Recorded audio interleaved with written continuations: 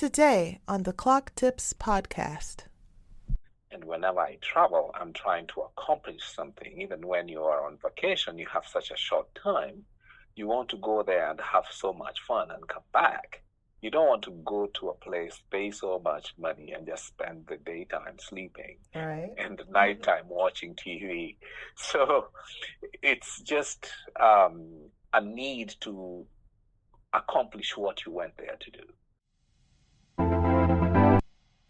Welcome to the Clock Tips podcast. I'm your host, Dr. Melissa Richardson. Thanks for joining us.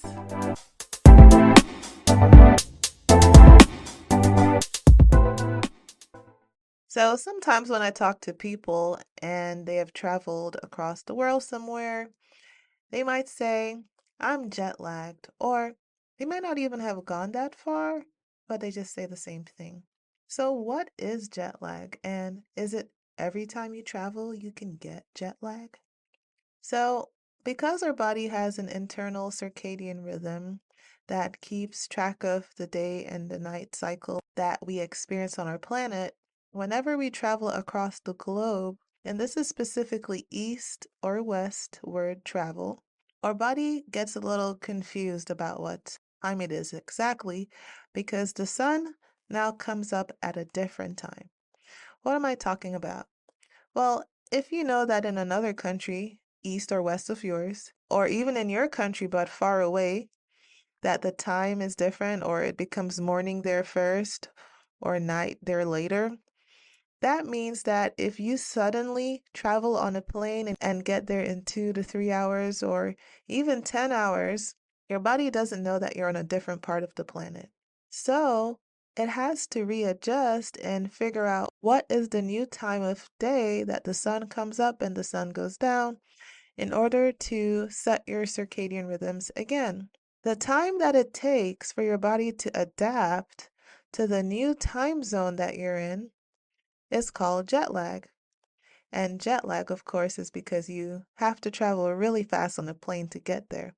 If you traveled on a boat or by car, you're probably not going to experience jet lag because those are much slower modes of transportation. I want to talk more about this topic today with my guest, who is Dr. Otieno. He's a college professor and actually a colleague of mine. And he is well traveled and has a lot of experiences with jet lag and probably talked to a lot of people about it too with all his travels. So we'll hear from him today and some of those experiences. So welcome to the Clock Tips podcast, Dr. Otieno. Thank you, Dr. Richardson. I am so happy to be with you. Thanks. So tell me about some of your travels. What do you feel like when you have jet lag? What is that for you? What is that like? Well, I remember the first time I experienced jet lag. That was many years ago. I had traveled basically 8 time zones away. Mm. And I remember feeling sleepy, drowsy for a whole month. Oh, I, wow. I couldn't sleep well at night. I slept during the day. I felt so tired. I couldn't focus. It was a terrible feeling. I kind of feel dizzy, lightheaded.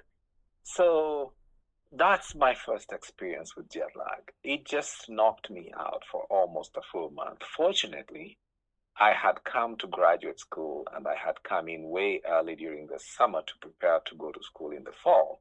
So I had no motivation to basically get productive very quickly. So I had plenty of time to sleep, and just about all I remember is it being very hot and me sleeping most of the day and staying up a good part of the night. So that was your first experience. So would you say that was the only time you had to try, you didn't have to get over jet lag quickly? Because you bring up a good point about jet lag. When people travel, it really bothers them more if they have something that they have to do when they get to their destination, like go back to work or to school. But if you're just, waiting for school to start in a month, there's no rush. So from that first experience compared to your following experiences, Did you have like another trip where you didn't have to rush to do something? Or were all your other trips scheduled with activities? Well, over time, what has happened is, of course, I have less time for travel. And whenever I travel, I'm trying to accomplish something. Even when you are on vacation, you have such a short time. You want to go there and have so much fun and come back. You don't want to go to a place, pay so much money, and just spend the daytime sleeping Right. and the nighttime watching TV. So it's just a need to accomplish what you went there to do. All right. So then in those follow-up experiences, do you feel like it took you a long time to get over jet lag still, or was it much quicker because you were motivated to get something done? Well, first of all, I now understand what jet lag is. Mhm. It's not an illness. It's not something about the place that you don't like. Mhm. It's not like this is not for me. It's basically how the body works. And when you understand that this is how the body responds to changing time zones, then you begin to understand your body and manage it better. And I think the biggest uh, discovery I have made in understanding my body is to be able to separate the time difference and the tiredness. Mm. So when you get tired, you want to rest. Yeah. Now, when you put jet lag and overlap it with tiredness, then sometimes you're trying to basically handle two things at the same time. And that can be a little confusing. Now, if I can figure out how to rest and then how to bring my body back to sync, Mhm. then I think that helps me tangle those things apart so that I can be more efficient in the way I adjust back. Okay, so it sounds like you have some insight there on like maybe some tricks or tips that you might have come up with over the years. And just for the listeners, how many years have you been traveling and approximately how many times might you had jet lag? The first time was 1995, almost 30 years now. 30 years. So do you travel almost every year or what? Yes, let's say on average every year. Okay. Sometimes I do more times in a year. More recently, it's been maybe 3 or 4 times a year. Wow. So you are a jet lag super expert or super experiencing. You experience jet lag a lot, right? So 30 years, Well, multiple times a year, right? right. And then, the interesting thing is you're getting jet lag when you go and you're getting jet lag when you come back. So on each trip, you're really experiencing that twice. Wow. Okay.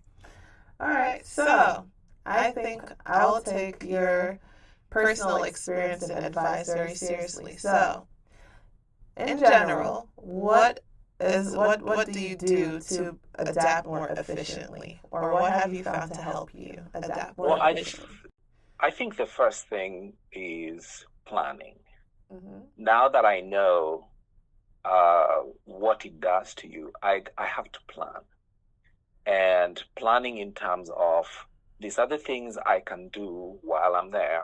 Mm-hmm. These other things I need to do before I leave because I'll not be able to do once I get there. And then, fortunately, in the last few years, very few years, maybe 3 or 4 years, even the experience in flight has been very different. I fly sometimes 8 hours on one trip.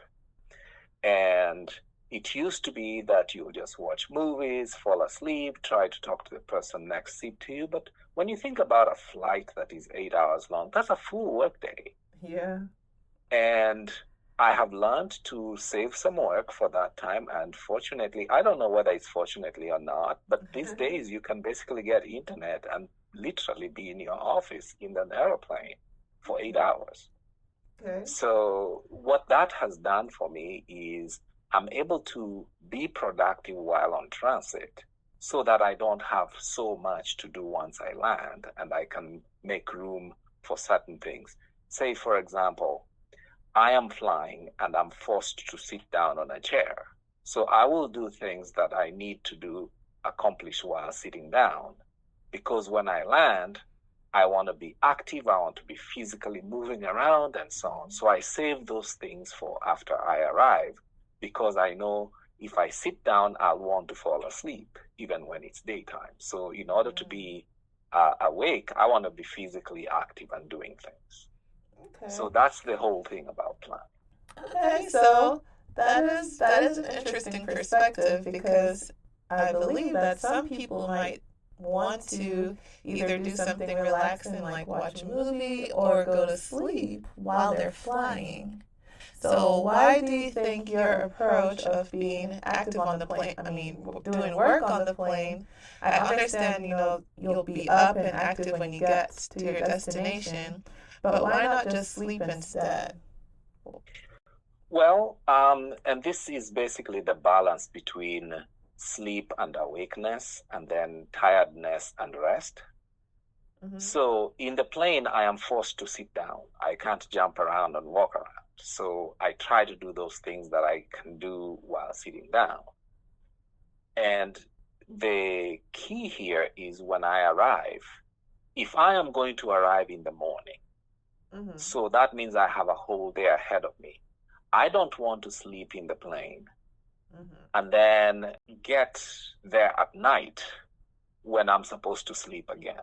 Because you really have those 24 hours, you have sleep and being awake, and you can't really sleep well. I don't think it's okay to sleep for 24 hours. Yeah. So, what I do is if I'm going to arrive there in the morning, that last phase of my trip, I try to sleep so that I am not so tired and ready to sleep when I arrive. And I can afford to spend several hours out in the sun, being active, trying not to sleep, so that I can go to bed with everybody else in the place where I am going. Okay, good. So I'm hearing that you're just planning ahead to try to adapt to the destination lifestyle and social norms of where you're heading to Exactly. while you're on the plane. All right, Right. good. So when it comes to traveling eastward versus westward, have you noticed any differences with how you adapt to that? I'm not sure if there is a lot of difference, although I tend to have, it seems to be easier for me when I go east than when I come back west. Okay. But I'm just not very sure if it is that distinctly different. Mm-hmm. So I'll tell you why I asked you that question. You may know that I've done some research on jet lag. Correct. And And I stole some of my ideas from you. and that's okay. And I did that research with mice and, studied this eastward versus westward shift. And based on how circadian rhythms work, it seems that adapting to east or west might be a little different based on the types of disruptive light exposures that they get when the light cycles switch. So I would assume too for humans that there is some difference in the eastward shift versus the westward shift with the rhythms, but I'm not sure how much it varies with other factors such as sleeping on the plane and trying to adapt to your new time zone destination or not. So I guess I'll ask anecdotally or one day design an experiment to figure that out. Actually, I have a comment on that. Uh-huh. The, there's a difference between going east and going west. Mm-hmm. What I would say though is the way you prepare for those things is essentially the same. Okay. And part of it is that when you're traveling west, most of the time your day gets longer. Mm-hmm. And when you're traveling east, your days get shorter. Okay. Yeah. So, and that now factors into the tiredness of how you feel. You have less time to catch sleep faster when you go east. Mm-hmm. Because it's like sped up. Exactly. Mm. So even though, like, one is shortening and one is becoming essentially like you're gaining time, you just have to figure out still what is your destination arrival time and whether it's time to go to sleep or be awake when you get there. And you feel like that's the thing that really helps you to adapt faster regardless. Exactly. And I know when I get there, I am tired enough to sleep, but I know if I go to bed, I will sleep, like, for example, if I'm trying to get an afternoon nap. A nap usually is an hour or so or less. But then if you're trying to catch a nap after lunch and you have jet lag, you end up taking 6 hours without even knowing it. Oh, yeah. So to avoid that long sleep in the inappropriate time, I want to make sure I move around and I'm physically active. And then when it's time to go to bed, then you get that really deep sleep, which you really appreciate. And then it's longer.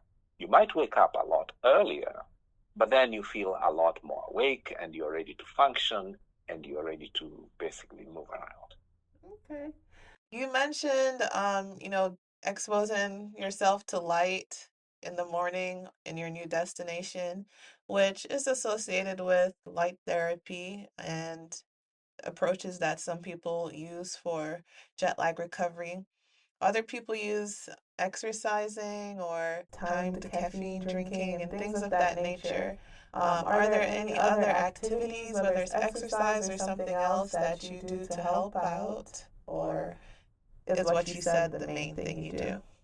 Well, exercising and um, sometimes when I go to a new place, it might be a new city I've never been to, whether I'm scheduled to work or not, I just basically go tour the place. It's daytime. I go walk around, see the place, absorb it, and you're like, "Oh yeah, this is nice." Then sometimes you're going to a meeting or something, and you get to familiarize yourself with the place and walk around, meet people, figure out how you're going to walk from A to B and commute. Sometimes it's you just basically plan some sightseeing things to do while when you're trying to stay awake, and that basically puts value into the time you're using for adjusting.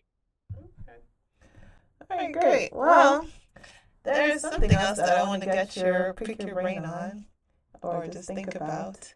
And it's a question that I've actually had for quite a while, which is when people are going through jet lag, their body is, adjusting to a different time. So all your processes that your body controls with the circadian rhythms have to adapt to that new time zone. And so different hormones and enzymes and molecules and things that are communicating have to change the time that they're doing all of those things. And so if people are taking, let's say, medications while they're traveling, and I don't know if you've ever had to take any medications or if you want to talk about that or not, but what do you think about how people should change their schedule for taking medications if they're traveling, especially with, trying to adapt to that new time zone? What do you think about that? Well, I think the medication issue can be very tricky. Fortunately, whatever medication I have had to take is the one that you take once a day. Okay. And I feel for people who have to take, 3 times a day or something like that, because most of the time I travel between the US and the African continent, and you have anywhere between 6 hours to 9 hours of time difference.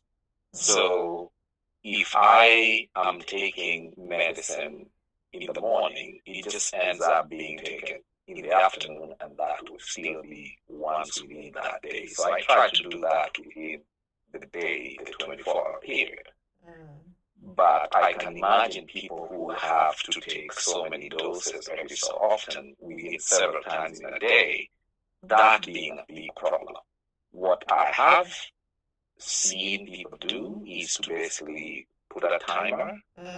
Yeah. and stay on your home clock so that you take your meals according to your home clock until you arrive. And then if you're going to stay there for a week or a few days and come back, it really doesn't make a difference. It doesn't help changing to the new place because you're going to come back again and have to adjust back. Right. Now, something else is I am told it's easier or more advisable. If you're going to make a mistake in taking your medicine, it's better to not, it's better to skip than to take too much. Right. Okay. Yeah, I mean, that makes sense. And yeah, you make a good point about how quickly you're going on this trip for, too. So if it's just a couple of days, it takes a certain amount of days per time zone to adjust anyway. So if you're going like 8 time zones away and you're going there for 3 days, it doesn't really make sense to try so hard to be on the new time zone just to come back and have to switch all over again.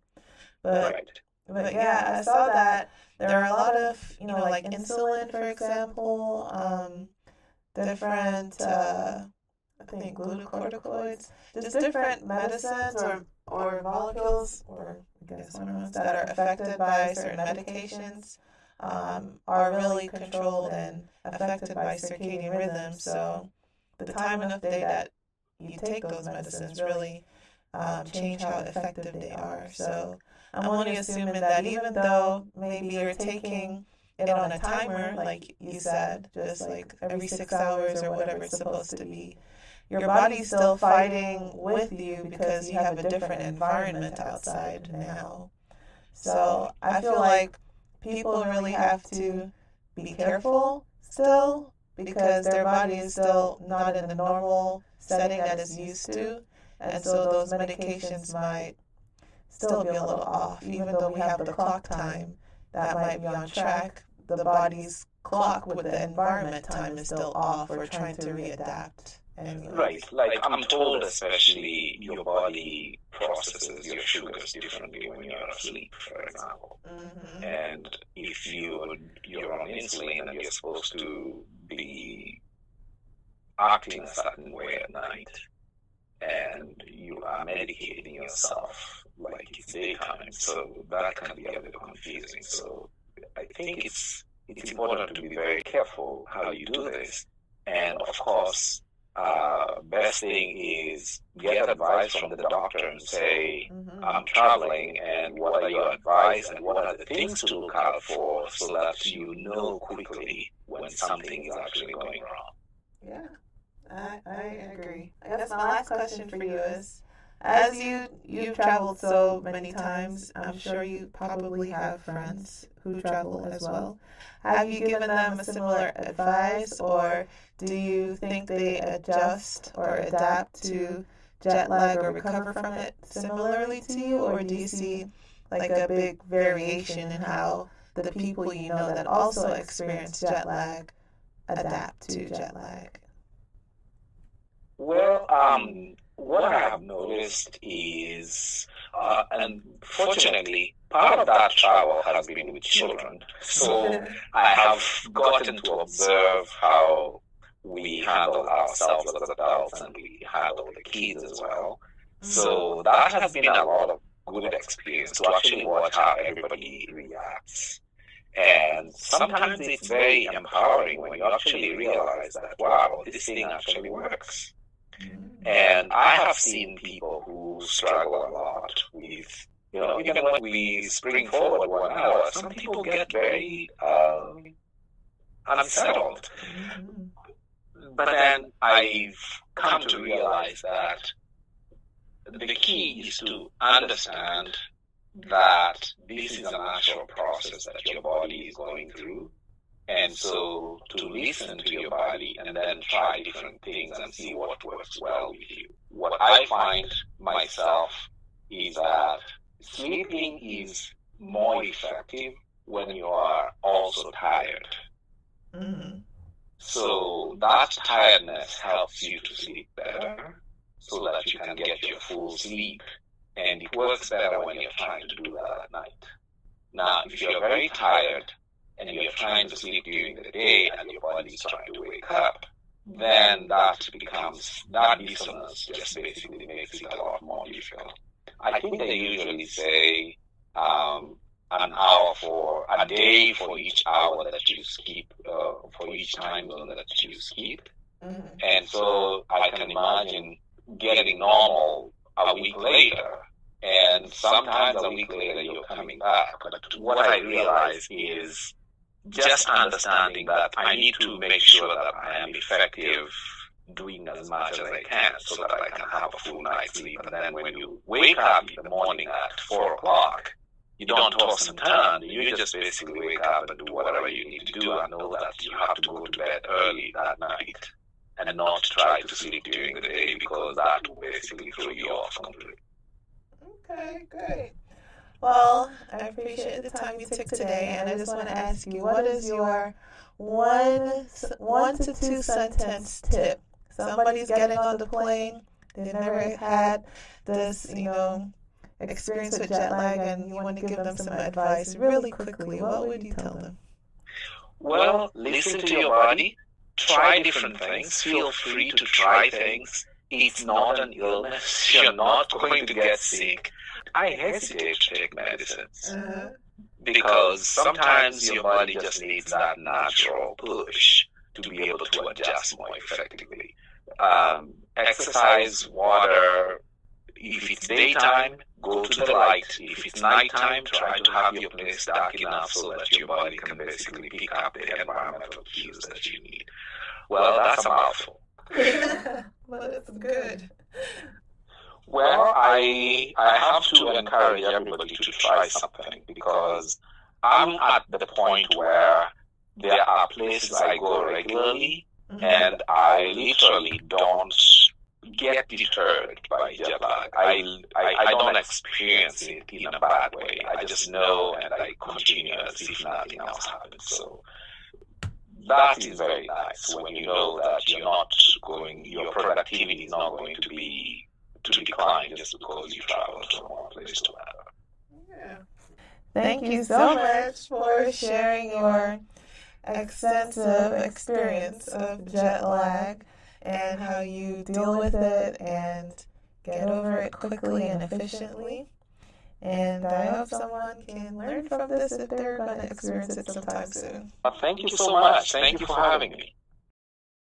Thanks for joining us today. Please visit our website at clocktips.com for more information about this podcast, how to join our ongoing research study, and more resources to help you improve your time intuition, sleep, and productivity. If you found this information helpful or interesting, don't keep it to yourself. Share it with others and join the discussion on our social media platforms under the handle @myclocktips. Until next time, take care of yourself.